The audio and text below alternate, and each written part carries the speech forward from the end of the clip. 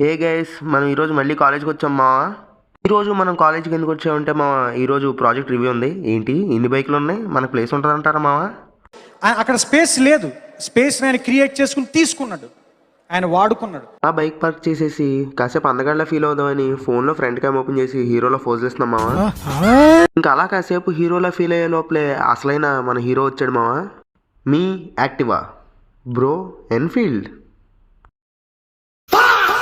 ఎంత బీటెక్ చదివితే ఏంటి మావా, కాలేజీలోకి వెళ్ళాలంటే వేలు ముద్రే వేయాలి. మనోడు 3 సార్లు వేలు ముద్ర ఎత్తగానే పని చేయలేదు మావా, మనం ఒక్కసారి ఎంగిన పని చేసింది. అది మన రేంజ్. బాగానే ఎక్స్ట్రాల్ చేస్తున్నావుగా అంటున్నాడు మనోడు. ఏంటో మావా, ఇంకొన్ని రోజుల్లో ఈ కాలేజ్ వదిలేసి వెళ్ళిపోతున్నానంటే చాలా బాధగా ఉంది.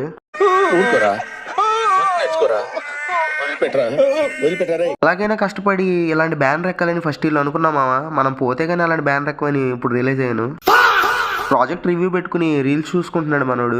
ఇంకా ప్రాజెక్ట్ గురించి చెప్పాలంటే మావా, వాడు చెప్పిన టైటిల్ ఒకటి, ఇచ్చిన ప్రాజెక్ట్ ఇంకోటి, వాడు ఇచ్చిన కోడ్ ఒకటి, ఎగ్జిక్యూట్ అయింది ఇంకోటి, మొత్తానికి చెప్పింది ఒకటి, చేసింది ఇంకోటి. ఇంక ఇది మా పరిస్థితి.